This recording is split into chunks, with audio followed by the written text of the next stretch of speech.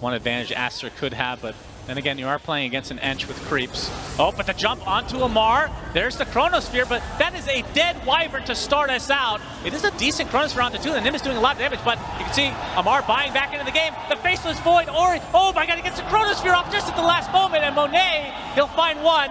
Trying to focus now onto Seb. That's going to be essentially a dieback for him. Blade Fury coming in from Uragi, but now kind of trying to retreat as BZM, very low on mana himself.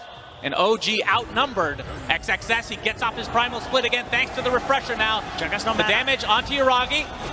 And the Sheep coming out from Amar to try to focus down this Faceless Void instead, but it looks like Uragi might be falling. He does die, 3 dead in favor of Aster, but it's going to be a trade for the Nyx Assassin. Amar, he's going to be spotted. He just bought back a dieback for the Razor now.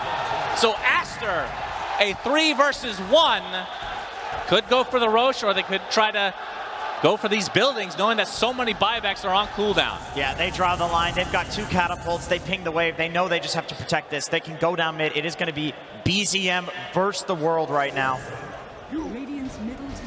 Monet, no chrono available, so finding BZM is going to be seemingly pretty difficult. The Nimbus is there, though. Looks like he'll get his distance, but this is 2 siege creeps to go through, so BZM can't really do too much about that. And I would assume they get the tier 3 and just go throne here as Aster.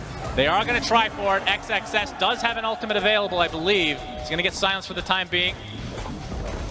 Or is that thing bugged in the top? I'm not sure. Either way, the tier 4 tower is dead. There's only 2 members of OG are in the area. Ori has to pop his BKB just to survive through. BZM, Taiga. He actually pops his BKB, but he's trying to slow this down as much as possible. As you can see, Ori getting completely focused down, and he's dead to BZM's right click. But the complete target here from Aster is the buildings. He's trying to kill these Tier 4 towers are dead, and now they go for the throne. BZM living on a sliver of HP. Finally, the primal split comes out. The GGs come out. Aster secure themselves top 3. OG eliminated from the Arlington Major. What a game. A little bit of trash talk at the end there. ATF equals ATM. We did have a lot of deaths in that game. It happens. So this game was super epic. How do you guys even begin to break this down? So close. Like, the Dota win probability was so high for most of the game for Aster, but it still felt like anybody could take it. The teamfight execution is just so much easier for Aster. All they have to do is just survive the fights on the backline, and they're going to win the fight.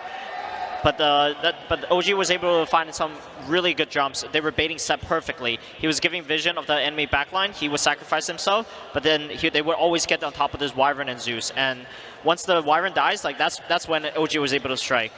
Yeah, I mean, it all just came down to the clutch in that game, to be honest. Monet with the Chronosphere right at the end. The first one, he hits it, and he can't walk around to hit the heroes on the low ground. It looks like he made a mistake. It looks like a blunder, but then he refreshes, uses the second one, and the second one is beautiful. He heals up to full HP, and then they win the fight. It really just came down to execution in the late game. I don't even think the Dota Plus win probability was close to right. It looked 50-50 until the very end.